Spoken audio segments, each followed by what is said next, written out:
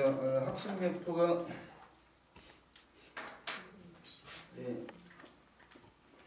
362번째 과천점부터 살펴보도록 할게요. 일단 분석을 해보면 두 개의 자수로 나눌 수 있는데요. 하나는 요것이고요. 하나는 요거. 요 글자는 다시 요 글자하고 요 글자하고 합쳐져 있죠. 세 개의 글자가 다 부숫자예요.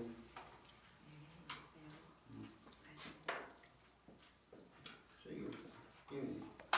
한자를 제대로 교육을 하려면요, 부숫자를 확실히 알아야 된다니까요. 이걸 뭐라고 하죠? 범체호. 그렇죠. 범의 문체호죠.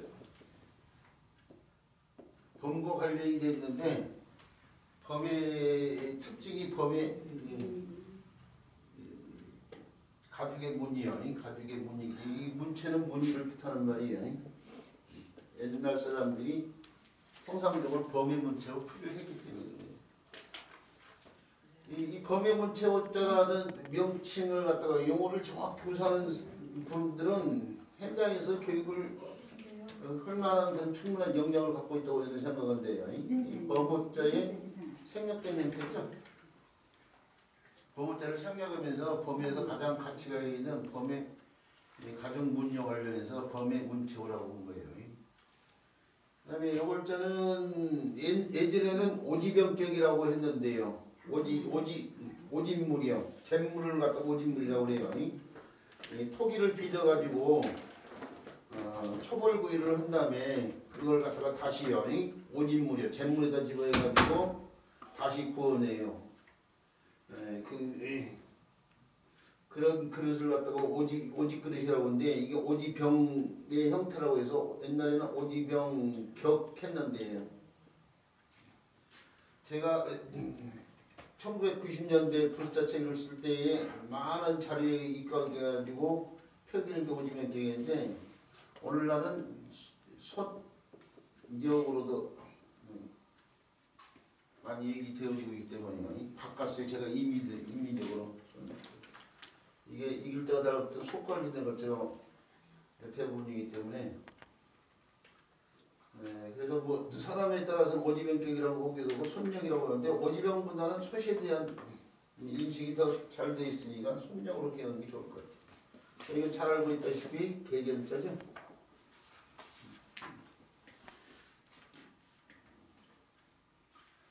현장에서 교육을 나오면은 요 세 글자를 한자가 상형 문자로 써요. 그림에서부터 출발된 문자 아니야? 형태를 번떴다 이건 거 아니야? 상형이 이 번뜰 상자에다가 형상 형자인데요.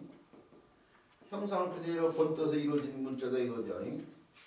그러면은 그림을 통해서 형상을 갖다가 표현해 봐야 되는데 이게 범을 갖다가 표현해야 돼. 이걸 이거 범문자인데요. 범을 표현해야 되는데 문자가 되기 위해서는 간략하게 표현할 수밖에 없는데 이렇게 옛날 사람들이요. 범문자가 뭐 각벌면 여러 형태 있잖아요. 그 중에 하나를 표현한다면 떡 벌린 이보고요. 그 다음에 얼굴에 용가 오고요. 이렇게 펴는 거죠. 이렇게. 그다음에 몸체가 있고 다리가 있고 발가락이 있고 다리가 있고 발가락 뒷발이 있고 다리. 범의 머리 부분이고요. 그 다음에 다리 부분이고요. 몸체고 꼬리 부분이고요.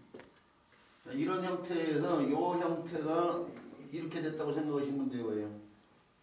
그 다음에 이 형태가 이렇게 됐다고 생각하면 돼요. 그 다음에 이 부분이 이렇게 됐다고 생각하시고 그 다음에 뭐 어떻게 해야 되나 요 부분이 이렇게 됐다고 생각했는데 그 다음에 요 부분이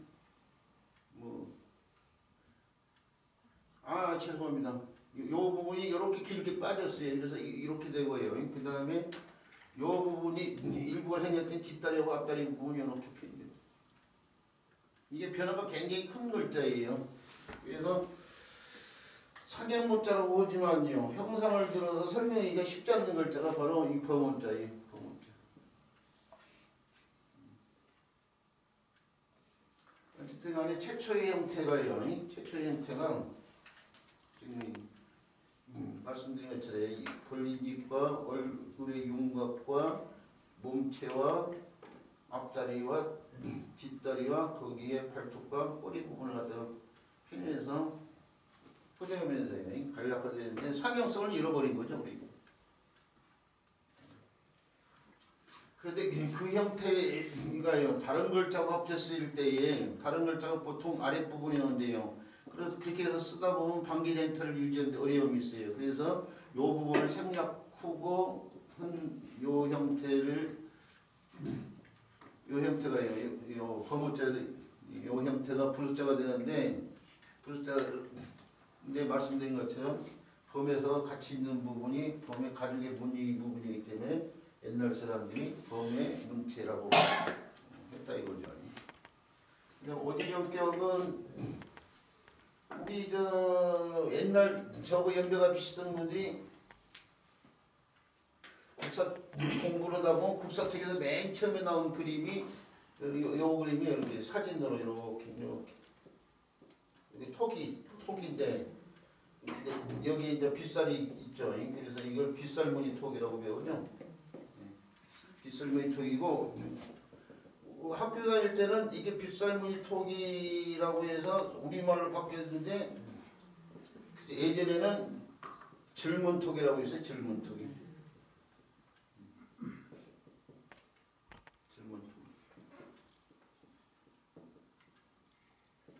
이 빛이요, 빛. 빛질자예요, 빛질자. 빛질자. 이 빛이라는 것이 머리를 빗는 빛이요.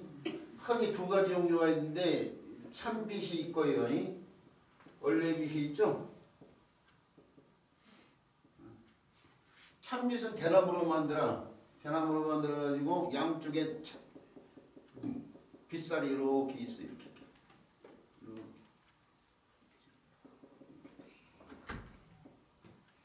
원래 빛은 나무로 만드는데 이게 참빛은 대나무로 흔히 만드는데 원래 빛은 나무로 만드는데 이렇게 해가지고 여기 이렇게 빗살이 이렇게 있죠.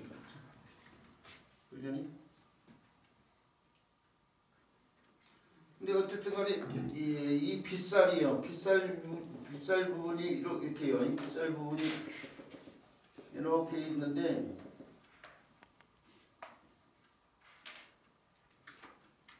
그런 것처럼 예전에 뭐 저 6.25 때라든지 뭐 제주도에 뭐 사건이 있을 때에 사람들이 많이 죽었는데 사람들이 많이 죽어서 이렇게 시신들이 5.18 광주 사태도 마찬가지고 사람이 막 죽어가지고 이렇게 늘어져 있는 것 같다가 시신이 질비하다 그러죠. 질비하다 할 때 쓰는 질자가 바로 있죠. 빗살이 무늬처럼 이렇게 쭉 시신이 늘어져 있다 이게.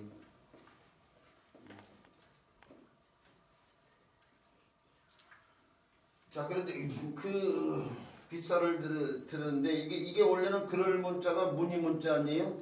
무늬 문자. 그래서 이 호대로 오면서 그럴 듯하니까 무늬 문자는 다시 실로자 녹감에다 무늬를 두기 때문에 이렇게 쓰는데 무문토기 그러면은 무늬가 없는 토기를 말하는 거죠. 근데 무문토기를 요골자를 쓰기도 하지만 요골자를 쓰기도 해요. 이것도 서로 바꿀 수가 있어요. 이렇게. 이 글자 자체가 원래 무늬를 뜻하는 글자이기 때문에. 근데 왜 이걸 지금 설명하냐면 이게 인류가 최초로 만들어 쓴 그릇이라고 봐야 되는데 이게 옛날 인류 문명이 주로 강가라든지 물가에서 살다 보니까 머리맡에다 이렇게 꽂아놓고 해서 이렇게 뾰족 튀어나온 거 아니에요? 그리고 이 빗살은 생선 가시나 조개 껍데기로 이렇게 긁었기 때문에 그런 거예요 지금. 근데 물가가 사람이 물 안 먹으면 살 수 없기 때문에요. 물가가 사람한테도 중요하지만 동물들한테도 물 안 먹으면 죽잖아요. 그래서 물을 찾아온 동물들 쉽게 잡을 수 있고 물가에서 또 고기라든지 조개를 갖다 쉽게 구울 수 있기 때문에 그래서 최초 인류가 물가에 살긴 했는데 이게 사람이 늘어나면서부터요. 사람이 늘어나고 또 물의 피를 자꾸 받으면서부터 물가에서 이제 벗어나죠. 벗어나서 이제 언덕 위로 올라가면서 어떻게 돼요? 그릇이 물가 옆에 사니까 머리맡에서 이렇게 꽂아놨지만 그릇이 밑면이 이렇게 평평해진단 말이에요. 그래서 이제 뾰족한 형태의 빗살무늬가 이렇게 밑이 평평해지는데 반대로 사람들이 불을 사용하면서요. 불을 사용하면서 불을 피워가지고 화식을 했단 말이에요. 근데 나무 위에다가 이렇게 올려놓으면 이게 나무가 타면서 옆으로 쓰러져서 엎어지고 그 속에 그릇이 음식이 쏟아질 수 있으니까 이게 다리를 달아요. 이렇게 다리를 이렇게 달고 그 다음에 요석의 온도를 높이기 위해서 입구가 크면 안 되니까 입구가 좁아져요. 이렇게 다리가 생기면서 입구가 이렇게 좁아져요. 이런 형태의 그릇이 생겨. 그리고 이제 이 사이에다가 이제 불을 피우는 거죠. 다리 사이에다요. 그것이 이렇게 다리 피우면 이렇게 되는 상황입니다. 뻘뻘해진 게 다리 부분이 이렇게 뻘뻘. 그것이 내려고 요것은 피우는 건데 여기서 나온 글자가 이 글자라고 생각하십니다. 여기다가 이제 음식 같은 걸 집에 가지고요. 이제 뭐 해모명 상황 관련돼서 그게 원래 처에는 오지병이었는데 나중에는 이제 청동 그냥 쇠붙이를 사용하면서 이제 소설로 바뀌는 거죠. 자 그렇게 해서 이루어진 글자가 오지병격 또는 손력자라는 글자예요. 그 다음에 개견자는 개를 그려야 되니 여기서 범문자에서 범을 그리는데 어려움이 있었는데 또 개까지 그려야 되니 개를 디테일하게 그리기가 그러니까요. 제가 그림 공부를 뭐 제대로 하는 사람이 아니라는 게 아니라 개를 디테일하게 그리기 못하고 옛날에는 문자를 세워서 표현했어요. 아까 그래서 범도 세워서 이렇게 표현했잖아요. 세워서 이렇게 표현했는데 개도 그냥 대충이요. 대충 느낌으로 머리 부분과 몸체 오고 다리 오고 꼬리라고 생각하세요. 개를 갖다가 세워서 표현했다고 생각하세요.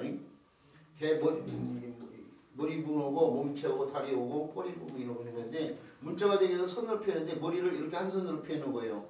머리에서 앞다리로 이어지는 선을 한 선을 이렇게 표현하고 몸체에서 꼬리로 이어지는 한 선을 표현하고 그 다음에 뒷다리 이렇게 표현했어요. 이렇게 표현했던 거죠. 이렇게요. 잘 들여다보세요. 그러면 개가 보일 거예요. 개가 보이죠? 네, 잘 보입니다. 그래요. 개가 보이시는 분은 마음이 착하신 분들이. 자, 그 형태가 여기서 요 글자가 헌대자처럼 바뀌고 이게 점으로 바뀌고 그래서 이 세워진 형태가 바로 개견자예요. 자, 그래서 세 글자 이 받침자가 바로 요 두 글자로 나뉘고 요 글자는 다시 범의 문치자고 손력자로 나눠지는데 그 세 글자가 다 부술자고 부술자를 간단하게 살펴봤어요. 간단하게 살펴봤는데 그동안에 많이 말씀드린 것처럼 문자가 문화를 담고 있어요.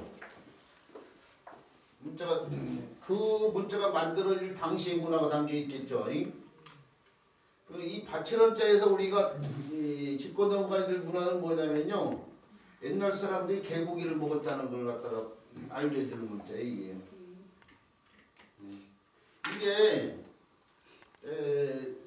우리가 개고기 문화와 관련돼 가지고 글 쓰신 분들 보면은 옛날부터 개고기를 먹었다는 걸 한자를 들어 설명할 때 이 글자를 들어 설명하는 사람이 굉장히 많거든요. 근데 이거 왜 이게 저는 이 글자가 개고기하고는 전혀 상관이 없다고 생각하는 사람이에요. 이 글자가 분석을 해보면은 바로 요 형태오고 요 세 글자가 합쳐져 있는데 이 글자는 우리가 제사제자에서도 볼 수 있는 것처럼 요 형태하고 같은 형태인데 제사제 이게 고깃덩어리잖아요. 이 육다를 그것이 고기 육자를 갖다가 간략화시킨 육자를 옆으로 비스듬한 거죠. 그러니까 이거 고기죠. 고기 육자. 이거 지금 개견자죠. 이거 연화발이라고 해서 무슨 자가 바뀐 글자예요? 불화자가 바뀐 글자죠? 이 개고기 문화하고 관련돼 가지고 개고기 문화와 관련돼서 이 글자를 들어서 설명을 하는 사람들이 굉장히 많아요. 합리화시키기 위해서 개고기를 옛날 사람들이 먹었다는 걸 증명하는 거죠. 개견자에다 고기자 개고기를 불에다가 구워먹는다. 이게 불사를련이라는 글자인데요. 그냥 줄여서 살련이라고도 하지만요. 원래는 불사를련자예요. 불사를련자인데 개고기를 갖다가 불에다가 구워먹는 성을 표현했다. 그렇게 설명하는데 사실은 있죠. 사실은 불사른다는 뜻의 또 다른 글자가 이런 글자가 있거든요. 불사를 요자라든지요. 소가 걸 때 쓰이는 소자죠. 불사를 요자. 또는 불사를 작자, 살을 작자예요. 살을 작자, 불사를 작자 이런 글자예요. 좀 진하게 나오는 거. 예. 진하게 나온 거예요? 마음에 안 들죠? 고등학교가 마음에 안 들어? 김정희가 마음에 안 들어요? 교수님 파란색도 잘 보이는데. 파란색으로 또 해달라고요? 아니요 해달라는 대로 다 해줘야지. 잘 보여. 자 여기에 불합자 오고 이게 높을요라는 글자인데 이 높을요가 당호가 오가 되고 과일이 과실이 되는 것처럼 소가 된 글자 이게요. 요가 이게 소가 된 게 소각을 뜻은 글자. 요 글자는 구기작자가 그대로 자기됐네요. 그러니까 오른쪽에 글자는 음역화를 오고 있고 불합자에 의해서 불사를 작자 불합자에 의해서 불사를 연자가 아니 불사를 소자가 된 것처럼 이 글자도 이게 내냐 불합자 이쪽 연합을 해요. 불합자에 의해서 불사가 되고 이것은 두 개가 합쳐지면은 개고기연이라는 글자예요. 개견자에도 고기인데 개고기연자인데 개고기연자가 그냥 음역하는 글자예요. 제가 봤을 때는 설문에서도 그렇게 표현했어요. 설문에서도 요 글자 풀이를 할 때 어떻게 풀이했냐면은 종화 연성 이렇게 표현했어요. 이렇게 썼다는 것은 뭐냐면은 화자가 뜻의 역할을 하고 연자가 음 역할을 한다 그 얘기예요 지금.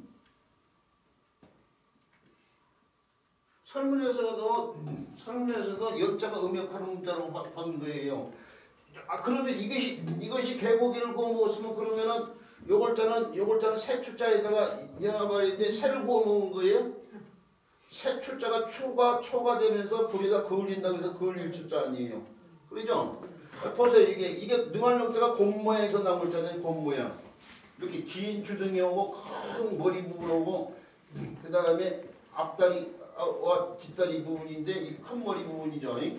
큰 머리가 이렇게 되고 긴 주둥이가 이렇게 되고 앞다리 좌우로 올리는 좌우를 반경을 만들려니까 앞다리 뒷다리 부분 이렇게 해가지고 이게 원래는 곰을 뜻한 글자 아니에요. 근데 이렇게 쓰면은 이게 곰을 구워 먹는 거냐고요 지금. 응? 이게 개고기를 구워 먹는다고 설명한 사람들이 많은데 이게 새를 구워 먹는 것이 아니고 이게 곰을 구워 먹는 것이 아니란 말이에요. 그냥 음역하는 글자예요. 음역할 자 얘기예요. 능이 웅이 되면서 빛나는 모양 웅자. 불빛이 빛난다고 얘기해요. 빛나는 웅자인데 나중에 요 글자가 곰을 뜻하다가 능할 명자가 되니까 빛나는 모양 웅자를 뺏어다가 곰을 뜻하는 글자로 오늘 쓰고 있잖아요.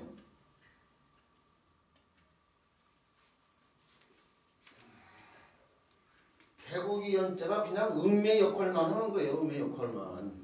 이런 글자들이나 이런 글자나 설문에다 이 세 가지 경우를 들어봤을 때에 이게 개고기를 구워 먹는 것이 아니고 그냥 음의 글자고 외려 요 글자가 개견자에 의해서 바치다는 뜻인데 이 제물로 바치는 거예요.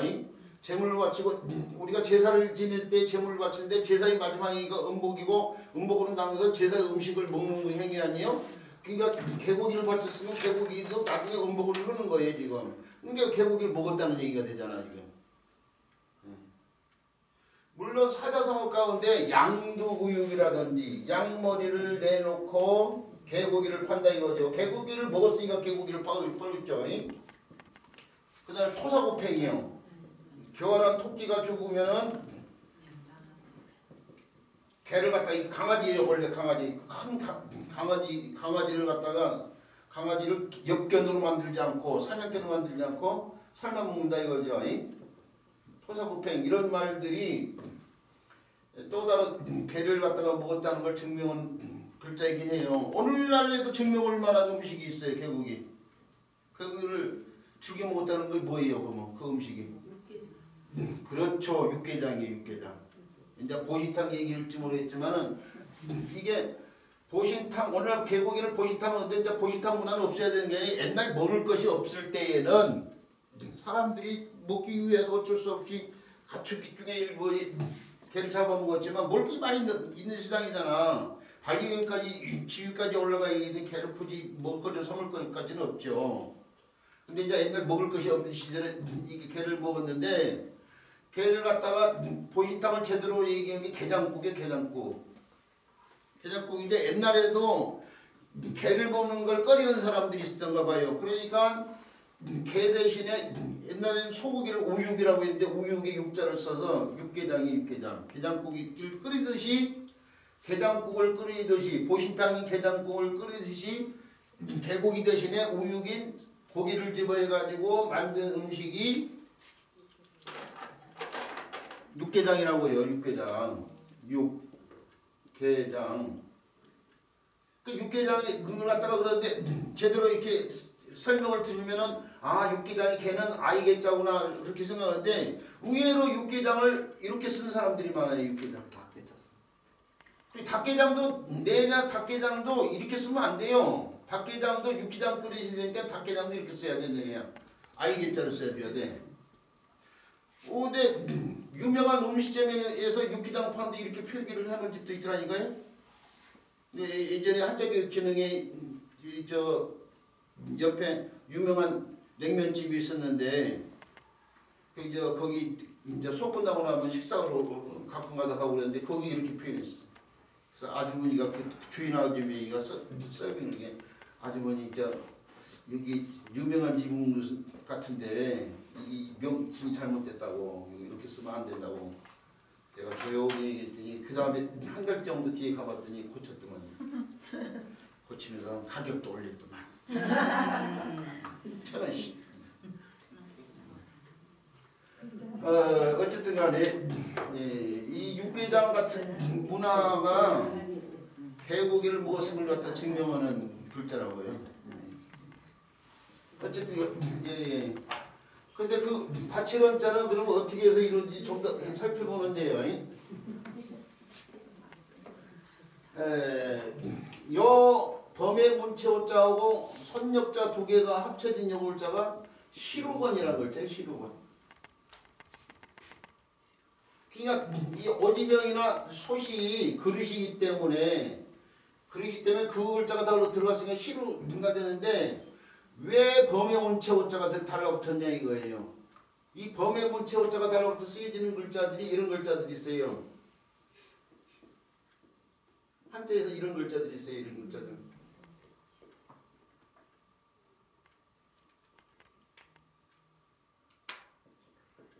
이런 글자들이 이 범의 문체호자가 지금 달라붙어 있는데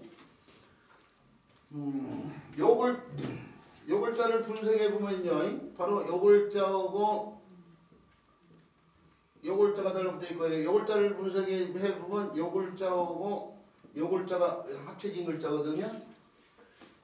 그런데 요 글자는 다시요. 요 글자는 다시 범의 문체호자하고 홍두라는 글자 제기두자죠. 이 글자는 범의 문체호자하고 바로 이것의 형태가 받쳤자가 아니에요. 이것의 형태가 합쳐져 있는데 이것이 원래 콩두라고 했지만 이 제기두자잖아요. 제기두자. 원래 제기그릇이에요. 그 제기그릇에 예물이 풍성하게 담긴 모양에서 나온 글자가 풍성할 풍자 아니에요. 그죠? 제기그릇에다가 음식을 담아가지고 높은 곳에 올라가가지고 제사를 지내야 돼. 옛날 농경시대 때는 농사 지을 때 하늘을 보고 농사를 짓는데 하늘에서 비가 많이 와도 문제, 비가 안 와도 문제. 비가 와야 되는데 안 오고 있어. 그러면 하늘 높이 올라가가지고 하늘에다 대고 빌어야 돼요. 하늘과 가까운 쪽으로 가가지고 빌어야 돼요. 근데 맨입으로 빌어요? 재물을 갖고 올라가서 빌어야 될 거 아니에요? 두 발이 이렇게 두 발이 위를 향해서 올라가는데 재물이 있고 밑에 두 손이 이렇게 있단 말이에요. 두 손으로 제기 그릇에다가 재물을 담아가지고 두 발로 올라가는 거야 지금. 토대로 오면서 어떻게 돼요? 두 손이 생략되고 요것만 가지고 글자가 정리화된 글자가 오를 등자 아니에요? 오를 등자. 오를 등자가 제기 그릇에다가 재물을 담아서 지금 높은 곳에 올라가고 있는 걸 표현했어요. 옛날 사람들은 등산이라는 개념이 없어. 건강히 살겠다, 오래 살겠다고 해서 산 꼭대기로 올라가는 그런 사람들이 없었어. 옛날 사람들이 산 꼭대기 올라간 이유는 딱 하나밖에 없어요. 하나 더 있다고 치면 등산이죠. 사냥이네, 사냥. 사냥이 산행에서 나온 말 아니에요? 산행? 산행을 하기 위해서, 사냥을 하기 위해서 산행을 한단 말이에요. 그리고 또 하나가 뭐냐면 이렇게 제사 지내기 위함이요. 그러니까 이게 그러니까 그릇이잖아요. 그릇. 이게 풍성할 풍자에서부터 오를 등자에서 그릇이란 말이에요. 그릇인데 여기에도 그릇 위에 범의 문체 호자가 달라붙어 있어. 여기도 그릇 위에 범의 문체 호자가 달라붙었어. 자, 이것도 받전자가 아니고 이 글자의 본자가 이거예요. 이 글자의 본자가 이거예요.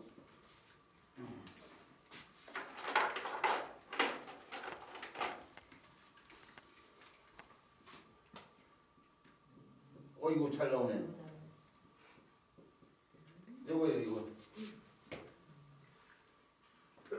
그러니까 요 글자를 생략해서 이렇게 쓰고 있는 거예요, 지금. 그러니까 요 글자를 놓고 보면 범의 문체 호자하고 바로 요 글자가 합쳐져 있어요.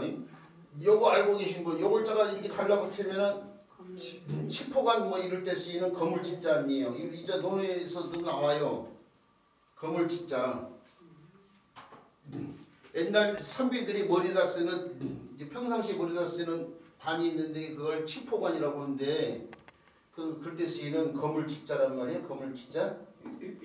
이게 실사자가 달라붙어 색깔 관련된 글자가 많아요. 불글홍자라든지 푸를록자라든지 이런 데서 볼 수 있듯이 실로자 녹감에다 물을 들였는데 그 물을 들인 것이 붉은색이기 때문에 이건 붉다는 뜻의 장인공자가 홍이 되는 거죠. 이게서 나무 색일 록이라는 글자가 그대로 음역하면서 실로자 녹감에다 푸른 물이기 때문에 푸를록자인데 이것도 실로자 녹감에다 검은 물을 들이기 때문에 검다는 뜻이고 요 글자는 장군치라는 글자예요. 장군치. 장군이 똥장군 오중장군을 때 쓴 장군. 장군이 그릇이잖아요. 그릇. 장군 불사관데 장군부라는 글자가 있잖아. 그런 것처럼 이것도 장군을 뜻한 장군치자인데 옛날 사람들이 오줌장군 같은 거 만들 때에 질그릇으로 만지면 흔히 나무로 이렇게 짜가지고 엮어가지고 남통 같은 걸로 했는데 이게 나무를 이렇게 엮어가지고 이렇게 펴는 거 이게 남통이 이렇게 엮었겠죠. 이렇게 그걸 간략하게 표현해서 이렇게 표현했어요. 옛날 사람들이. 근데 요 형태에서 나온 글자가 바로 장군치자예요. 장군치자.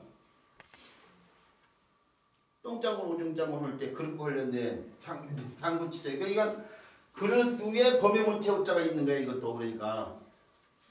그러니까 그런데 이게 요 꺾어지는 부분을 생략해서 오늘 이렇게 쓰고 있는 것뿐이야. 제가 한자교육 진행회에서 20년 동안 한자교육을 했고 이제 지금은 안 하고 있지만 한 10년 전인가 수업으로 갔더니 낯선 분이 오셔가지고 청강 좀 해도 되겠냐고 해서 편하게 청강 오시라고.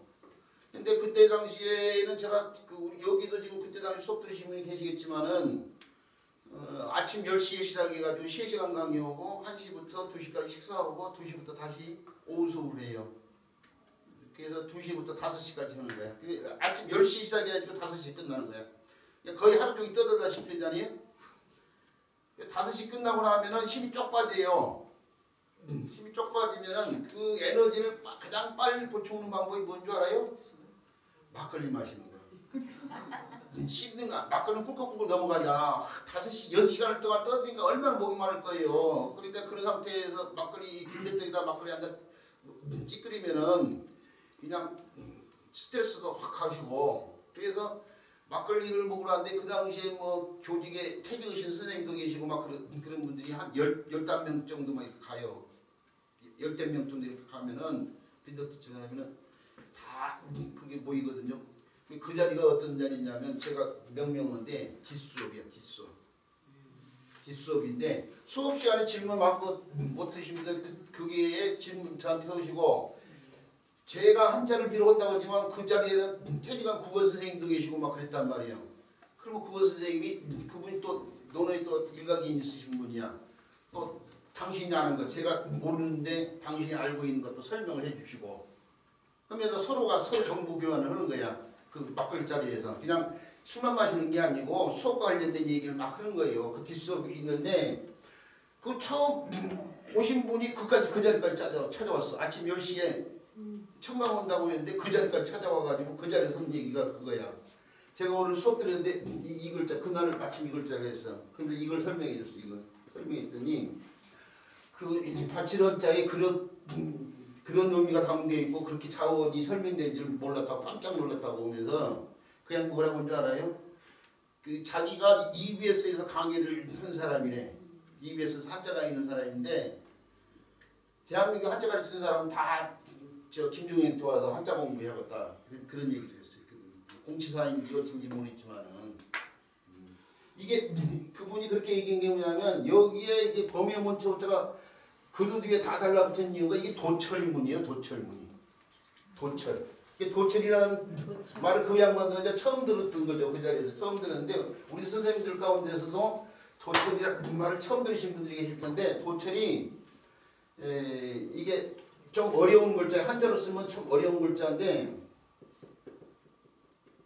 이게 타말도자예요. 이게 타말도자고 이게 부르짖을 호자가 도가 되고 밥식자에서 먹는 걸 탐한다는 얘기죠. 그 다음에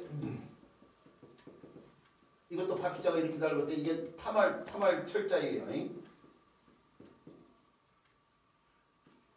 중국의 청동기 시대에 그 의식 같은 걸 행하기 위해서 만들어낸 그 그릇 같은 것이 있어요. 그릇 같은 데 이 도철무늬가 있어요. 도철문이 있어. 도철문.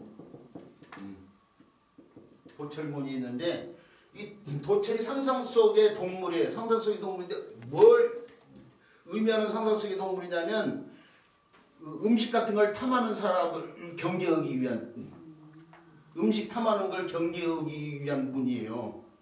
재물이라든지 괴물을 탐하면서도 마찬가지인데 그래서 음식 탐하는 사람들을 잡아먹는다는 상상 속의 동물이에요. 이게 도철이. 그 도철이 지금 우리 책에 지금 있는 그림이 지금 도철문이에요.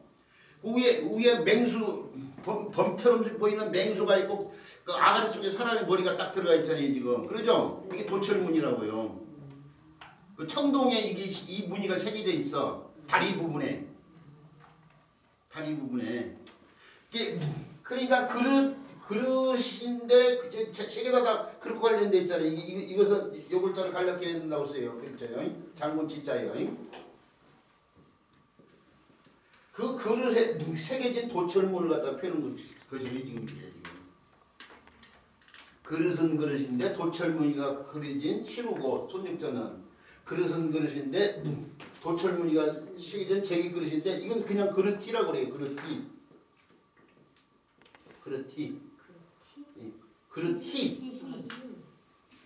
그릇티가 여기서 음역하려는 거야.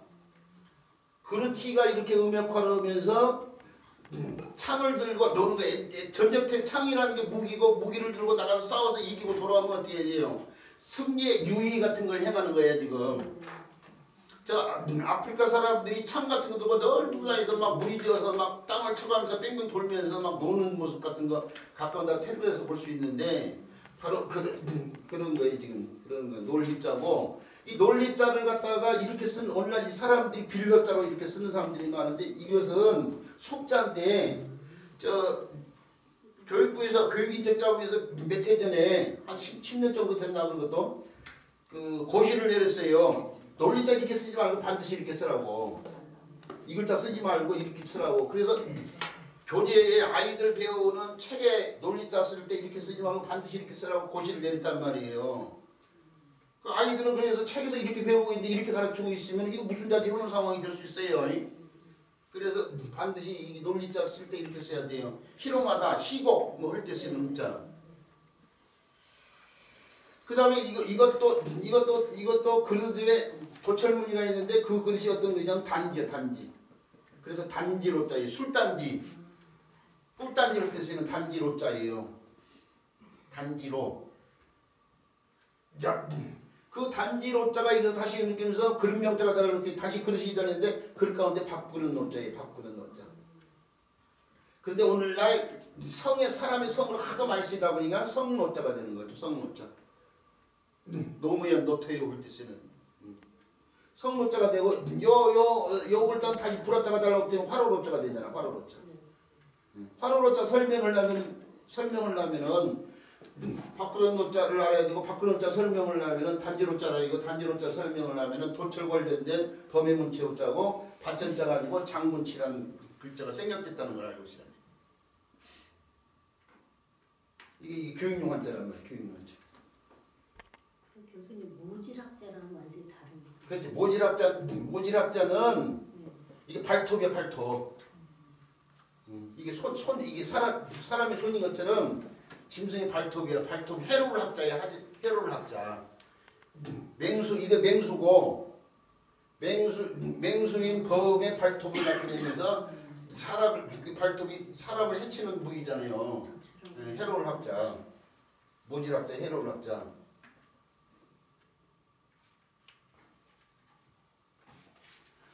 자, 그 교수님 포로로자는 보면은 그게 받침자가 아니라 깰관처럼 이렇게 쓰는 네, 그렇죠. 그건 다른 글자로 봐야 돼요. 그렇죠. 예. 그 깰관자가 맞아.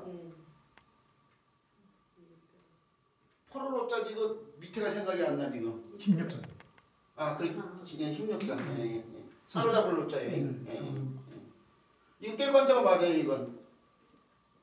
깰관자가 맞아요. 꿰는 거 붙잡는 거에 꿰. 그래서 잡아가지고 같은 어로 발음이 되기 때문에 저거랑 좀. 아, 이것은 음역할자야. 호가 음역할자예요.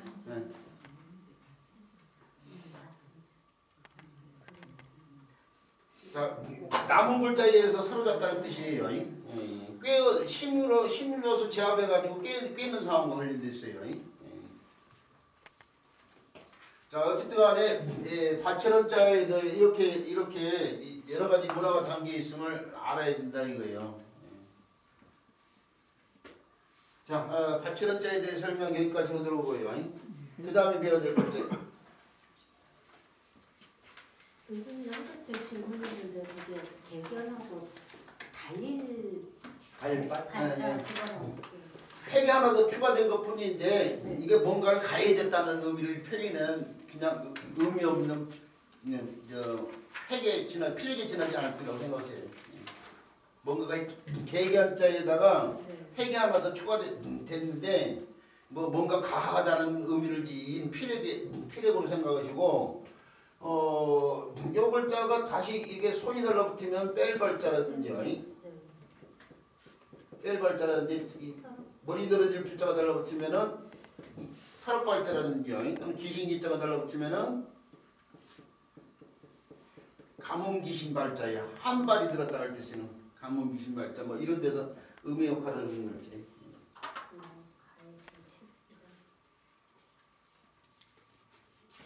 자,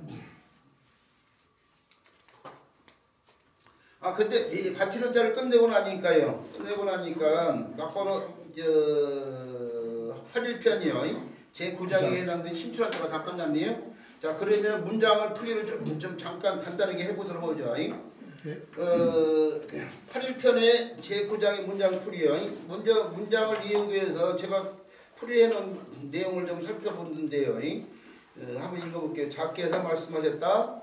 한 나라의 예를 내가 능히 말할 수 있으나 기나라가 한 나라의 예를 증명하기 부족하며 은나라의 예를 공자인 내가 능히 말할 수 있으나 송나라가 그 은나라의 예를 증명하기 부족한 것은 문헌이 부족하기 때문이니 족하다면 나는 능히 증명할 것이다. 이렇게 풀이되어 있잖아요.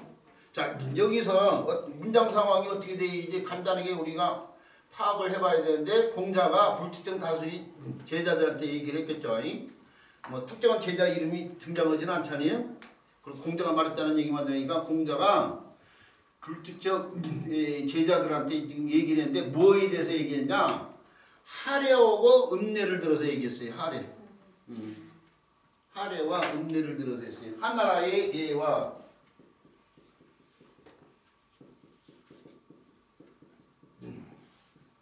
음나라의 예를 갖다가 들어서 얘기했는데 그렇게 들어서 얘기하면서 그 말을 통해서 뭘 얘기하고 싶었냐면 문헌의 중요성을 지금 얘기하고 싶은 거예요. 지금 문헌의 중요성.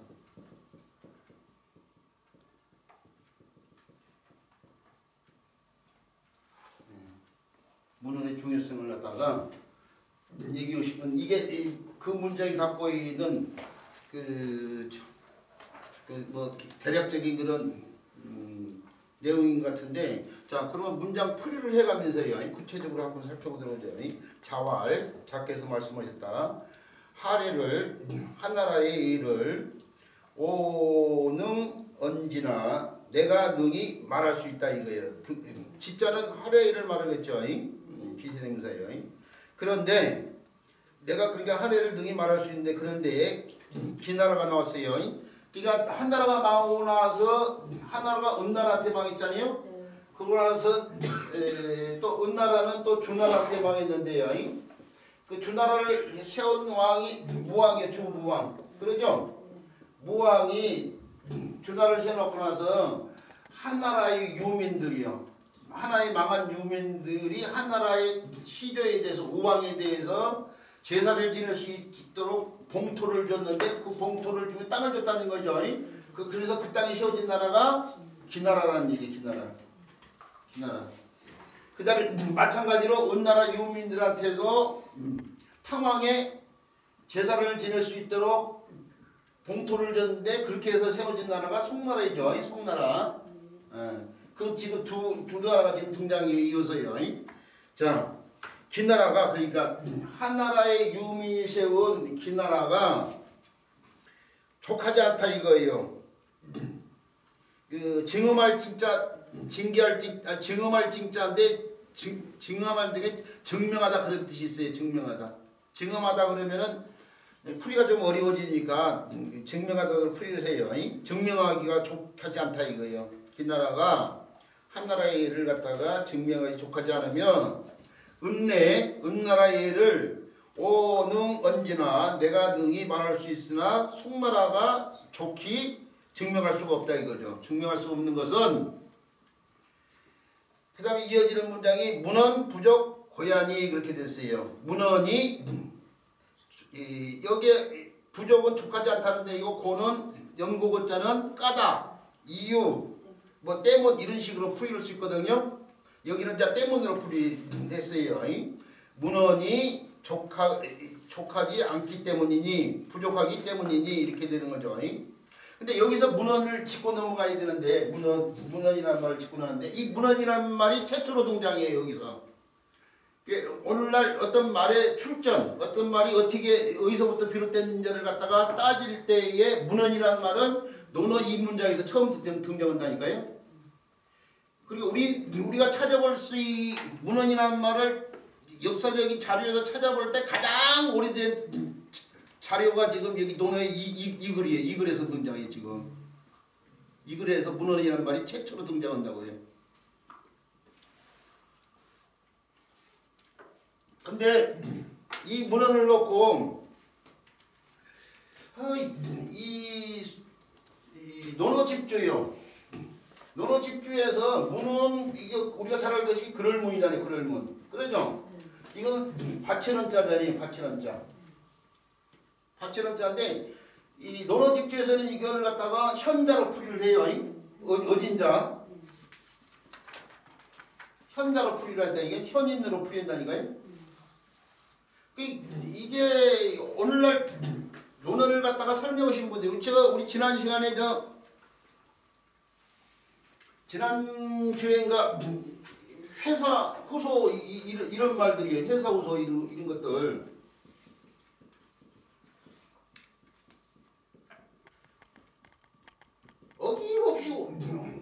어김없이 이 회자를 갖다가 그림해라는 글자인데 그림 그리는 것으로 생각을 해요. 사람들이. 우리나라 사람들이 풀어놓은 걸 보면은 이게 비단 같은 데다가 이 실로 짠 옷감이 비단인데 그 비단 같은 데다가 그림을 그린다고 생각하는데 우리 저 해자가 5가지 색깔식으로 옷체로 5가지 이게 채색자를 갖다가 이렇게도 표현할 수 있어요. 채색자요. 옷체로 술을 놓는다고 돼 있잖아요. 지금 설문에다도. 그러니까 이게 뭐예요? 그림을 그린 것이 아니고 그림을 짓는 거야 지금. 비단에다가 흰 비단에다가 색깔로 그림을 그려놓은 것이 아니고 술을 넣는 거라니까. 근데 우리나라에 나와 있는 논어 책들이 엄청나게 많은데 거기에 술을 넣는다, 수로서 그림을 짓는다고 풀린 책이 없어. 이게 그림인데 이게 그리는 것으로 표현이지 술을 넣어가지고 그림을 갖다가 만드는 것이라고 설명한 책이 없어. 논어책에. 왜 그러냐? 휴다 집주를 그대로 갖다 따라서 하는 거야. 사람들이. 문자를 정확히 공부를 안 하니까 우리는 문짝을 하다 보니까 아 이것은 수 놓는 그림이구나. 수를 놓는 그림이라는 걸 우리는 알고 있는데 그렇게까지 깊이 한자를 알지 못한 상태에서 그림해 그러니까 그리는 걸로만 생각하는 거야. 이게 수를 놓아서 그림을 만드는 일은 이거 흰 비단에다 이게 흰 소자가 흰 비단을 뜻하기도 해. 흰 비단. 흰 비단이 있고 난 뒤다 이거야. 흰 비단 위에다가 그게 술을 넣는 거야 지금. 그래서 나온 말이 비단이 그런 비단이 금이 있으면은 비단금자 금이 있으면은 거기에다가 그것을 옷을 만들었는데 거기다가 술을 넣어. 술을 넣는데 그걸 수가 꽃이야 꽃. 그럼 거기서 나온 게 금상첨화잖아요 지금. 그러죠? 이게 그림이야 이게 꽃그림. 이게 만약에 낙감생이처럼 비단에다가 물감으로 그림을 그렸으면은 이게 이제 옷을 빨 거는요. 안 빨 수가 없잖아. 빨면은 색깔 금방 빠져나가지 무슨 소용이냐고. 거기다 그림 그리면. 그래나? 술을 넣어야 그림이 안 빠져나갈 거 아니에요 지금. 물감으로 그림을 그리면 빨면 그냥 없어져. 탈색이 돼가지고. 그래서 이 해사호소를 수놓는 그림으로 풀이를 해야 저는 온당한다고 생각하거든요. 근데 다시 말씀드리지 수를 넣는 그림으로 풀인 책이 없어. 이유가 뭐냐? 이 투자집주에 사람들이 너무 착착을 하다 보니까 그렇게 돼. 문헌도 마찬가지. 현자라고 어딘자라고 풀리는 사람들이 많은데 이게 바치는 자가요. 바치는데 물건을 바치기도 하지만 말을 바칠 수도 있어. 말을. 윗사람한테 말을 바칠 수도 있고 말을 바치는 것이 아래는 거야. 그래서 아래다 이 뜻이 있어. 아래다는 것이 알리는 거야. 그래서 알리다 이 뜻이 있어. 그래서 바치는 자가 아래다나 알리다 그런 뜻이 있는데요.